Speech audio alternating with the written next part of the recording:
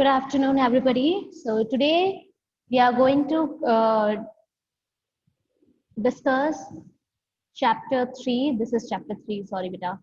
Chapter 3, exercise of your geography book, that is Minerals and Power Resources. Your chapter name is Minerals and Power Resources. Your very first question is, take the correct answers. Now, which one of the following is not the characteristics of minerals? They are created by, your options are, they are created by natural processes, they have a definite chemical composition, they are inexhaustible, their distribution is uneven. Now you have to answer the take the answer. बताना है आपको कि इनमें से कौन सा characteristic, इनमें से कौन सा मिनरल्स जो है मिनरल्स का कैरेक्टरिस्टिक नहीं है. मिनरल्स नेचुरल प्रोसेस से क्रिएट होते हैं, yes. They have a definite chemical composition, कोई ना कोई केमिकल कॉम्पोजिशन होता है, yes. There distribution is uneven, obviously हमने पढ़ाई था मिनरल्स जो है पूरे वर्ल्ड वाइड में अनइवनली डिस्ट्रीब्यूटेड है. दे आर इनएग्जॉस्टिबल, इनएग्जॉस्टिबल मतलब कि कभी भी खत्म नहीं हो सकते, no. Minerals are exhaustible in nature. Okay, so your answer is C. They are inexhaustible. Now your next question is, which one of the following is not a producer of mica?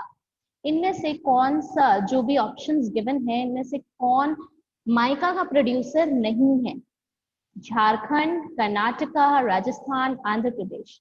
Jharkhand is the producer of mica, Rajasthan is the producer of mica, Andhra Pradesh is the producer of mica, but Karnataka is not the producer of mica. So your answer is Karnataka.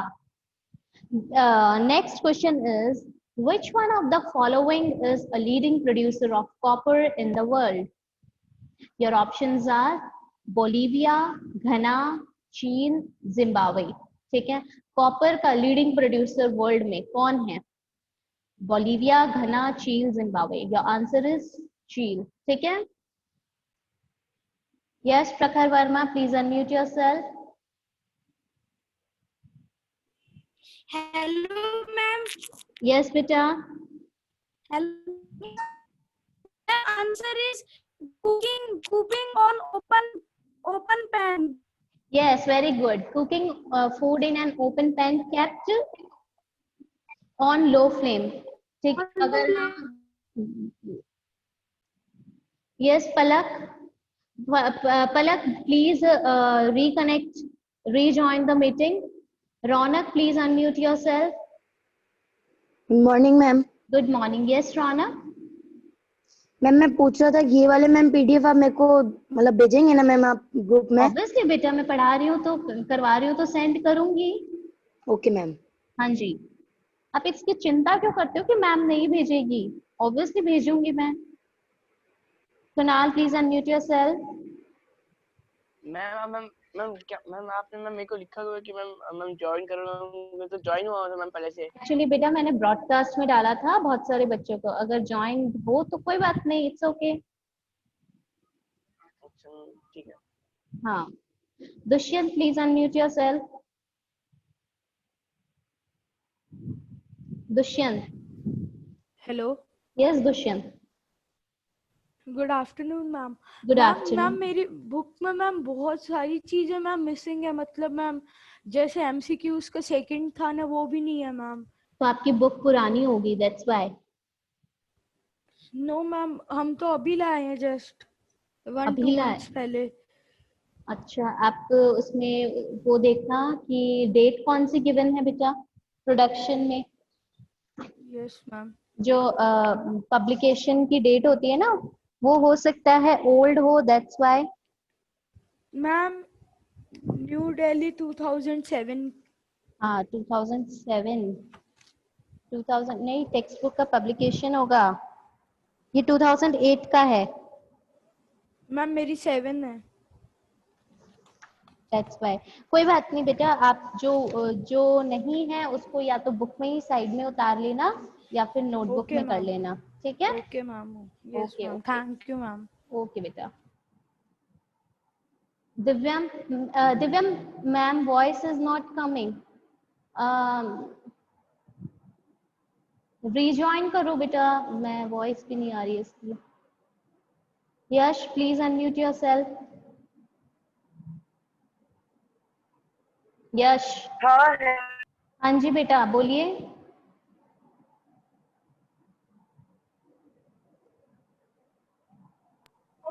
Hello ma'am. हाँ जी। Hello हाँ जी यश बोलो। Ma'am, आपने ना अभी जो question समझाया ना हाँ जी। मैम, उससे मैम 2 क्वेश्चन और मैम पहले वाला समझाना मैम वो समझ में नहीं आया था। कौन सा वाला नंबर बोलो, गिव रीजंस में। यस मैम, गिव रीजंस में फर्स्ट सेकंड। अच्छा ठीक है, मैं एक्सप्लेन कर देती हूँ। देखिए इन्वायरमेंटल एस्पेक्ट्स, हमें इन्वायरमेंट को देख के चलना पड़ता है। अगर कोई भी हम डैम बिल्ड करते हैं उससे पहले हमें इन्वायरमेंट को क्या करना चाहिए, सोच के चलना चाहिए कि वो उसको बिल्ड करने से बहुत सारे हमारा डैमेज होगा, तो वो सारी चीजें देखनी चाहिए। अगर हम बिल्डिंग बहुत बड़े बड़े डैम्स बिल्ड करेंगे उससे क्या होगा, बहुत सारे जो एनिमल्स हैं, नेचुरल हैबिटेट्स हैं, वो इधर उधर हो जाएंगे, उनको छोड़ के जाना पड़ेगा। वहाँ पे बहुत सारी फॉरेस्ट एरिया भी हो सकता है तो उसमें एनिमल्स भी होंगे। तो इसलिए हमें ये सारी चीजें देखनी चाहिए कि वहाँ पे ह्यूमन हैबिटेशन कितनी है, वहाँ पे फॉरेस्ट कितना है, या फिर वाइल्ड एनिमल्स कितने हैं, कितना लॉस तो नहीं होगा। ये सारी चीजें हम अगर देख के चलेंगे, ये सारी चीजें हमें देख के चलनी पड़ती है डैम्स को बिल्ड करने से पहले। ठीक है। अगर अभी सपोज आप जिस एरिया में रहते हो, कौन से एरिया में रहते हो आप? मैम सुदर्शना नगर। सुदर्शना नगर में रहते हो ना। अब एकदम से गवर्नमेंट बोल देगी सुदर्शना नगर में हमें डैम बनाना है, तो क्या वहां पे पॉसिबल हो पाएगा बहुत बड़ा सा डैम नो बनाना? मैम। आप लोग सबके घर है वहां पे, नहीं हो पाए। ये सारी चीजों को हमें क्या करना चाहिए, चेक करना चाहिए। ठीक है। Everybody you are able to hear my voice? Yes ma'am. Yash. Yes ma'am. Hello. Okay. Hello. Yash बोलिए बेटा, समझ आया?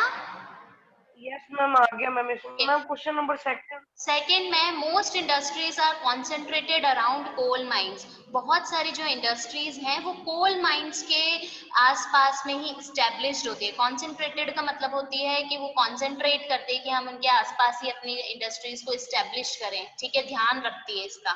क्यों? क्योंकि कोल माइंस अगर आसपास में होंगी तो इंडस्ट्रीज का जो ट्रांसपोर्टेशन का कॉस्ट है वो क्या होगा, कम आएगा। और इजी अवेलेबिलिटी वो इंश्योर करेंगे कि हमें इजीली क्या मिल सके, हमें इजीली फ्यूल भी मिल सके। ठीक है। अब सपोज झारखंड में आपका कोल मिलता है, ठीक है, और आपने राजस्थान में इंडस्ट्रीज ये थर्मल पावर प्लांट लगा लिया, तो अब कोल झारखंड से आपके राजस्थान में लाने में कितना ट्रांसपोर्टेशन का खर्चा हो जाएगा ना, बहुत सारे रुपीस लग जाएंगे। ठीक है। तो जो इंडस्ट्रीज होती है वो कॉन्सेंट्रेट करती है कि जो कोल माइंस के आसपास ही हम क्या करें, अपनी इंडस्ट्री स्टैब्लिश करें, और इससे हमें इजी अवेलेबिलिटी भी क्या मिलेगा, फ्यूल भी मिलेगा। Okay. Okay ma'am, thank you ma'am. Okay बेटा।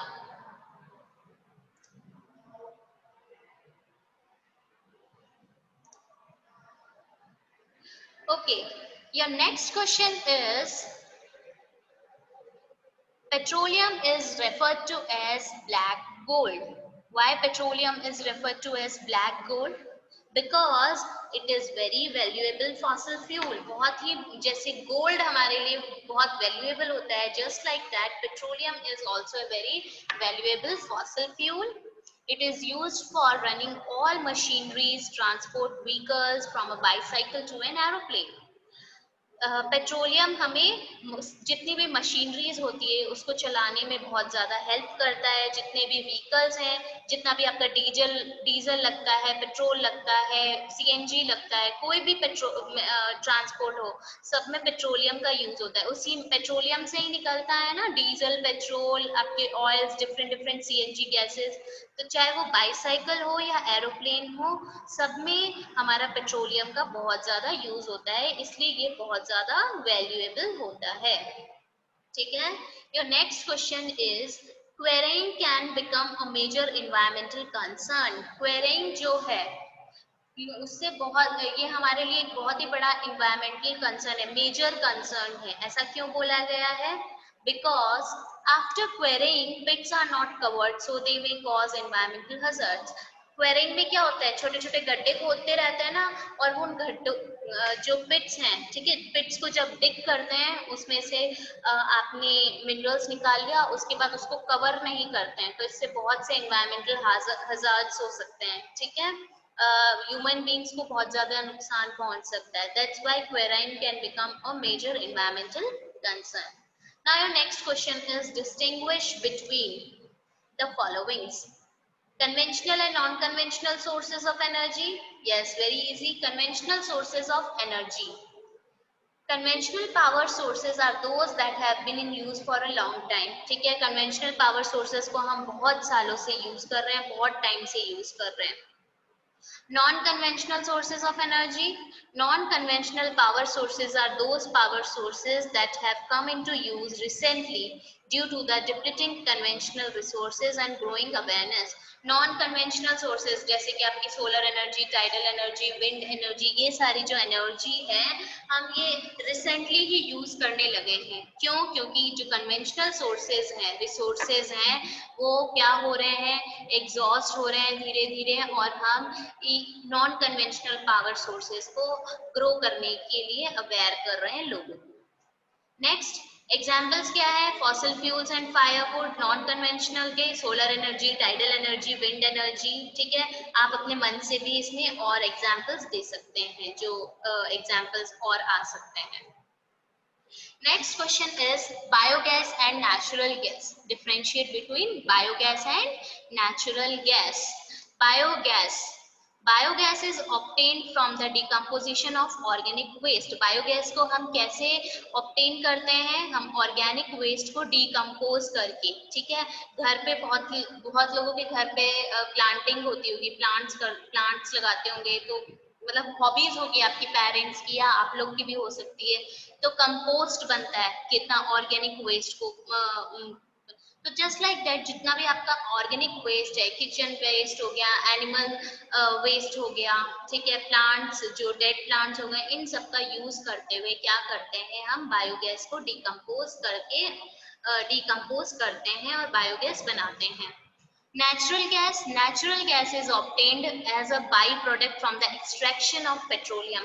पेट्रोलियम को एक्सट्रैक्ट करते टाइम जो गैस प्रोड्यूस होती है वो नेचुरल गैस होती है। ठीक है, biogas it is a renewable resource, renewable source, ये एक रिन्यूएबल सोर्स है। ठीक है, हम इसको रिन्यू कर सकते हैं बार बार में। Natural gas it is a non renewable source, ये एक नॉन रिन्यूएबल सोर्स है, इसको हम बार बार रिन्यू नहीं कर सकते, बार बार नहीं बना सकते।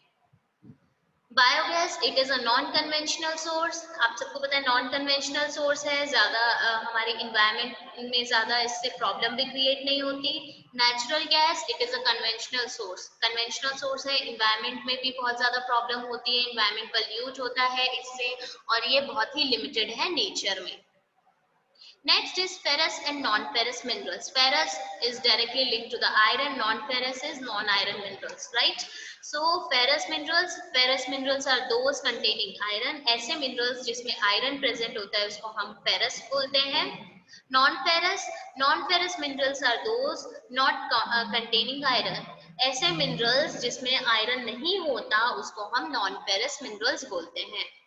दे आर मैग्नेट, उसमें मैग्नेटिक प्रॉपर्टीज होती हैं। फेरस मिनरल्स में क्या होती है? मैग्नेटिक प्रॉपर्टीज होती हैं, मैग्नेट से अट्रैक्ट करते हैं। Non ferrous minerals they are non magnetic, इनमें मैग्नेटिक प्रॉपर्टीज नहीं होती। ठीक है, एग्जाम्पल आयरन ओर, ठीक है, आयरन ओर इसका एग्जाम्पल है। नॉन फेरस का लाइमस्टोन हो गया, आप गोल्ड लिख सकते हो, प्लैटिनम लिख सकते हो, ये सारे मिनरल्स जो है, मेटल्स जो है, नॉन फेरस है। Next, metallic and non-metallic minerals. Metallic minerals contain metals in raw form. Metallic minerals metals को raw form में रखती हैं, while non-metallic minerals do not contain metals, non metallic minerals में मेटल्स प्रेजेंट नहीं होते। Examples iron और bauxite etcetera. Non metallic में limestone, gypsum, salt etcetera, these all are non metallic minerals. Next question is answer the following questions. Name any 3 common minerals used by you everyday. ठीक है, ऐसे 3 आपको common minerals लिखने हैं जो आप everyday use करते हो। 3 common minerals used by us in everyday day-to-day life are copper, iron and salt. You can write your own आप अपना खुद भी कोई एग्जाम्पल देके बता सकते हो। बहुत सारे लोग जैसे मिनरल्स में हम सॉल्ट यूज करते हैं, ग्रेफाइट भी यूज करते हैं पेंसिल में, iron, copper, these are the 3 everyday common minerals which we use. Okay, next define the term rock. Rock को define करना है। A rock is an aggregate of one or more minerals but definite composition of constituent of minerals. Rock क्या होता है? It is an aggregate of one और मोर minerals, एक या एक से ज्यादा मिनरल्स का एग्रीगेट होता है और ये composition of constituent of minerals पर इनका एक डेफिनेट कॉम्पोजिशन होता है, कोई ना कोई कॉम्पोजिशन होता है। कुछ मिनरल्स होते हैं जिनके केमिकल फॉर्मूला से ये रॉक्स जो है बनती है। Next question, name 2 reasons rich in natural gas resource. 2 reason बताने जो जहाँ पे नेचुरल गैस मिलता है, बहुत ज्यादा अच्छी अमाउंट में मिलता है। 2 regions in India rich in natural gas resources are, कौन कौन से हैं? Jaisalmer in Rajasthan and Krishna Godavari delta. Krishna Godavari delta में भी हमें नेचुरल गैस रिसोर्स मिलते हैं। यू नो ना, नेचुरल गैस रॉक्स में भी मिलती हैं हमें और कोस्टल एरियाज में भी मिलते हैं। ठीक है, next question is what is an ore? What is an ore?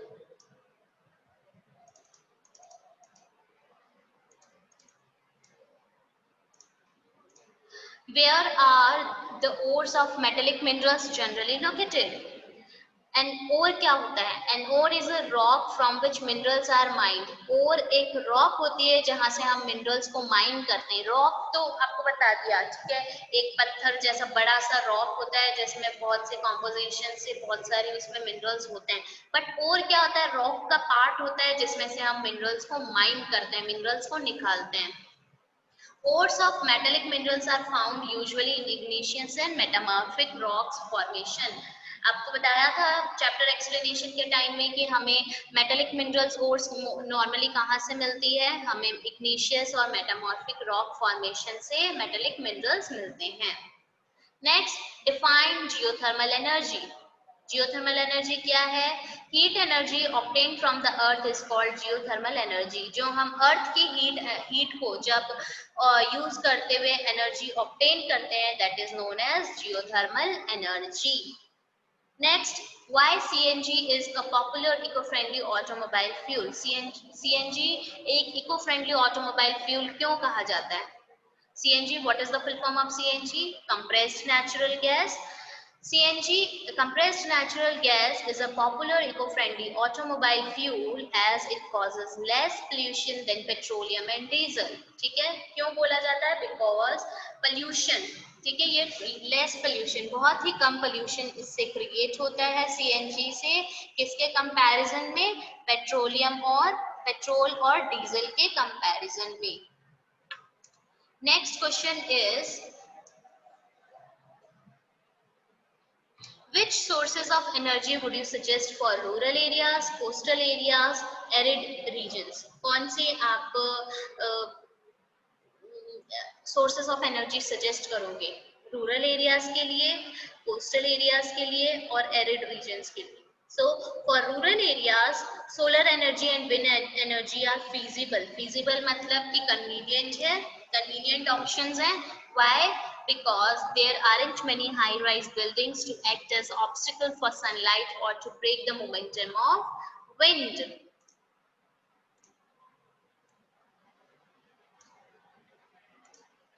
Rural areas में, जो गांव के एरिया है, वहां पे बड़ी बड़ी बिल्डिंग्स नहीं होती है, तो जो सनलाइट आता है और विंड एनर्जी, विंड आती है, तो वो विंड और सनलाइट के मोमेंटम को ब्रेक नहीं करती है, कोई हर्डल नहीं बनती है, ऑब्स्टिकल नहीं बनती है, that's why it is feasible, right? It is more convenient in rural areas. Which energies? Solar energies and wind energy.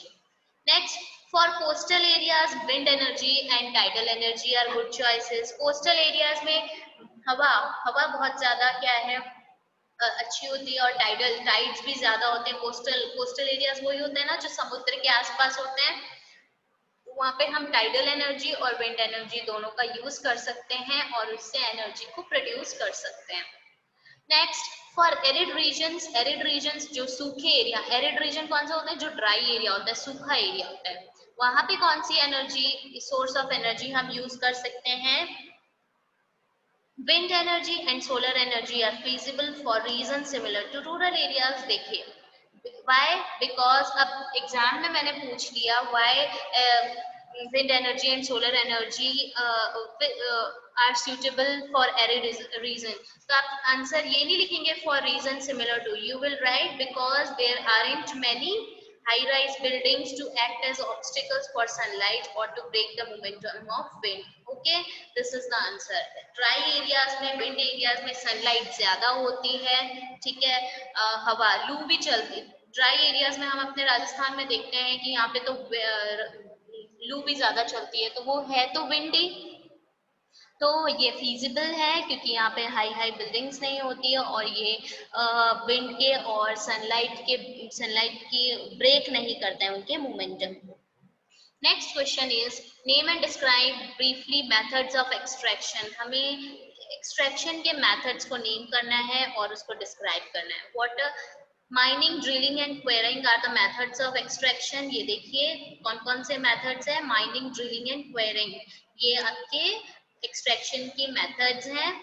Extraction of minerals, you have to make this flow chart। Mining, drilling, quarrying and mining are of two types, open cast mining and shaft mining। Now what is mining? It is a process of extraction of taking out minerals from rocks under the earth surface। Minerals को earth surface से निकालना, rocks के अंदर से earth surface से निकालना क्या है? माइनिंग है। ओपन कास्ट माइनिंग क्या है? Minerals lying at shallow depths are taken out by removing the surface। लेकिन ज्यादा डीप नहीं होता है, कुछ मीटर्स में ही आपको मिनरल्स मिल जाते हैं, अर्थ के कुछ मीटर्स में ही, ठीक है। नेक्स्ट, शाफ्ट माइनिंग, इसमें क्या करते हैं हम? डीप बोर्स, एक चैनल टाइप नीचे ना एक पाइप जैसा एक गली बना देते हैं जिससे कि हम मिनरल डिपॉजिट्स तक क्या कर सके? पहुंच सके। Drilling, in this deep wells are bored to take out minerals। deep wells हम क्या करते हैं? खोदते हैं मिनरल्स को निकालने के लिए, और ये आपके समुद्र में भी ड्रिलिंग हो सकती है।